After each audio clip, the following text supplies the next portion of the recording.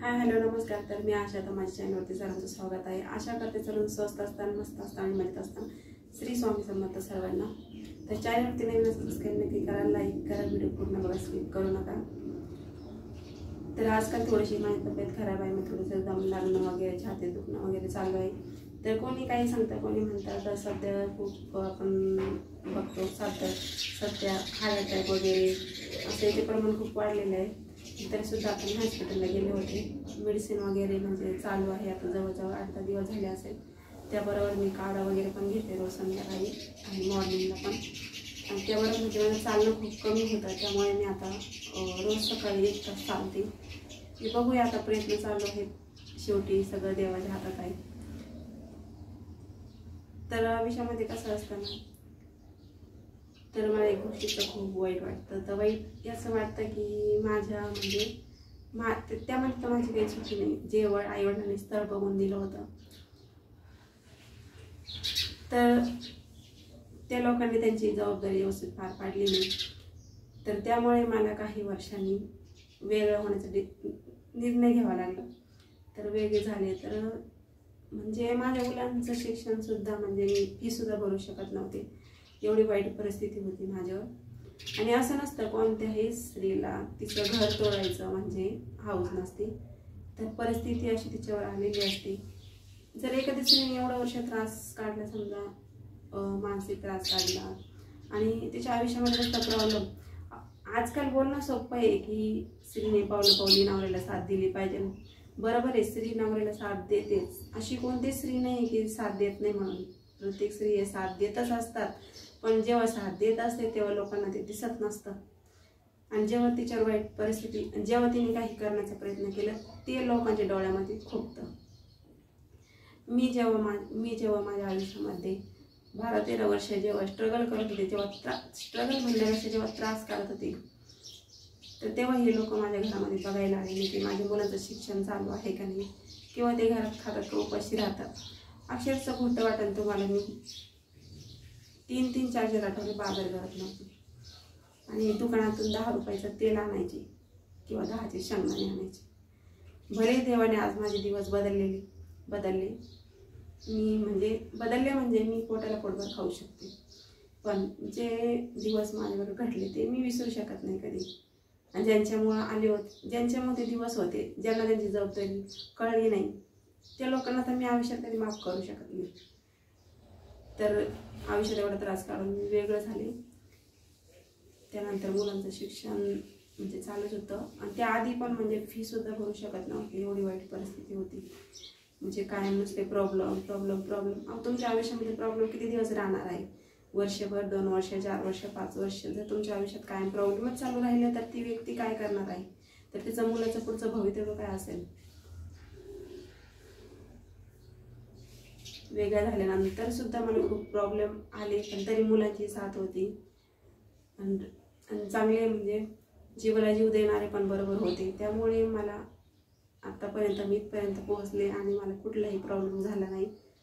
आणि मुलं पण चांगले शिक्षण घेत आहे। पण याचं मागचं माझं आयुष्य, 13 वर्षाच्या आधीचं आयुष्य, जे एवढं खर्चर होतं की नुसतं काम करायचं। आपण काम केलं तरच, सुनाने काम केलं तरच सासूला चांगली वाटते किंवा सगळ्यांनी चांगली वाटते। ती 2 रुपये कमवते, तर ती जर अशी घरात बसली तर तिला सगळे नाव ठेवतात। मी पण कमवत होते पैसे, म्हणजे मी रात्री 12-12 वाजेपर्यंत काम केलेलं आहे। मुलांचं शिक्षण किंवा आपल्याला काही हवं नवं, आपल्या घरामधली परिस्थिती बदलणं खूप महत्त्वाचं असतं। पण जर काय म्हणतो ना, गाडीचे चाक जर 2 व्यवस्थित असेल तरच घर चालू शकतं किंवा तुमची फॅमिली चालू शकते। तर एक चाक चांगला असेल, एक चांगलं नसेल, तिला सपोर्ट करत नसेल, तर ते गाडी चालणार नाही। तर एकटी लेडी सुद्धा किती दिवस त्रास काढणार आहे? जेव्हा माझ्यावर वाईट वेळ होती, तेव्हा खूप लोकांनी टोमणे सुद्धा दिले मला, आणि अजून वेगळे झाले तरी पण मला टोमणे देतातच। टोमणे असे देतात की लोकांना खूप वाटतं ही वेगळी कशाला झाली, आता मोकळी झाली वगैरे असं। पण असं नाही ना, मी एकटी कुठे निघून गेले वगैरे काही, माझी मुलं पण माझ्याबरोबर आहेत आज। असं लोकांच्या बायकांसारखं नाही का पळून कोणाबरोबर पळून जातात वगैरे, असं तर काही नाही ना। पण जाऊ द्या, लोक घोडी चालू देत नाही आणि पायी चालू देत नाही। आपला विषय आपण आपल्या पद्धतीने जगायचं असतं। खूप म्हणजे माझ्या मुलांना सुद्धा खूप टोमणे ऐकायला लागले माझ्या, म्हणजे असे डायरेक्ट म्हणायचे की नुसते काढून ठेवले, त्यांना पोहोचता येत नाही, म्हणजे सांभाळता येत नाही वगैरे. त्यावेळेस खूप वाईट वाटतं, कारण आपले नातेवाईक जर असे बोलल्यानंतर, कारण त्यांनी तेव्हा आपल्याला आधार दिला पाहिजे, पण ते आधार देत नाही, टोमणे देतात. मी माझं सगळं सोनं वगैरे असं, सगळ्या गोष्टी असं, जेवढं काम केलेलं, पैसा वगैरे असं सगळी गोष्ट, म्हणजे माझ्याकडे काही राहिलं नाही. मी जेव्हा घराच्या बाहेर पडले तेव्हा माझ्याकडे एक मनीसुद्धा नव्हता, आणि म्हणजे 1 रुपयासुद्धा नव्हता. तशी घराच्या बाहेर निघलेली आहे. तेव्हा माझी मुलं फक्त माझ्याबरोबर होते, जीवाभावाची माणसं होती. तर त्यांच्या सपोर्टमुळेच मी आज इथं आहे. तर ज्याचं कोणी नसताना त्याला देव नक्की बुद्धी देतो, एवढं तर नक्कीच आहे.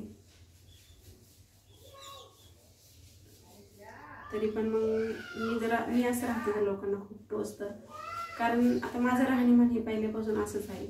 त्याला मी काही करू चेंज नाही करू शकत, कारण ज्याच्या त्याचं राहणीमान असतं, ज्याला त्याला आवडतं चांगलं राहायला. तर बाहेर जॉब करायचं म्हणलं थोडं व्यवस्थित राहावं लागतं, त्यामुळे मला पहिल्यापासून ती सवय झालेली आहे. आणि जे बी लोक मला नावं ठेवत असतील, तेव्हा त्या घरातून बाहेर पडले, त्यानंतर अवदळी गेली की सोनं मोडलं म्हणून ती निघून गेली. तरी सोनं मोडलं म्हणून निघून गेली, मान्य आहे, माझं सगळं सोनं जे असेल ते मी दिलं होतं, मोडलं होतं, ते म्हणून मी निघून गेली नव्हती. पण जे मला 13 वर्षामध्ये जेवढा त्रास झाला, तर तो त्रास मी बघायला आले नव्हते, किंवा माझ्या मुलं शाळेत जातात का नाही, त्यांची फी भरलेली की नाही, ते घरात खातात की नाही, कशी राहतात, काय करतात. त्या घरात जर स्त्रीला काही इज्जत नसेल, काही तिला तिची व्हॅल्यू, तिची म्हणजे कोणी काळजी घेत नसेल, तर ती स्त्री त्या घरात राहणार कशासाठी? तिने फक्त तुमचं म्हणजे नाव कमवायसाठी आलेली असते का? हा खोटा दिखावा, हा माझा नवरा, हे माझे नातेवाईक, हा खोटा दिखावा करायचा कोणासाठी? आजकाल आहे ना, फक्त खोटा दिखावा लागतो लोकांना. खोटं म्हणजे जगासमोर तर आपल्याला असं दाखवावंच लागतं, कारण आपण घरातल्या गोष्टी बाहेर मांडू शकत नाही. पण ती किती दिवस सहन करणार आहे? अशा खूप घटना, म्हणजे माझ्याबरोबर माझ्या मुलांनी सुद्धा त्रास काढला. आता आईवडिलांना थोडी माहीत असतं की पुढं असं काय होणार आहे म्हणून. आईवडील बघून, म्हणजे जेव्हा मुलीचं लग्न करतात तेव्हा चांगलंच बघून देत असतात, पुढचं कोणाला माहीत नसतं. पण काही लोकांना माहीत असतं तरी सुद्धा ते सांगत नसतात. तर असं माझ्याबरोबर पण झालेलं.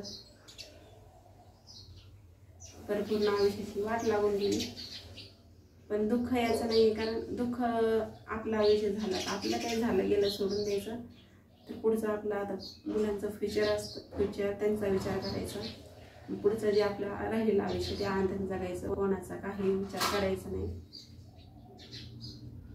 चला तर मग भेटूया नेक्स्ट व्हिडिओमध्ये. मस्त राहा, स्वस्त राहा, काळजी घ्या.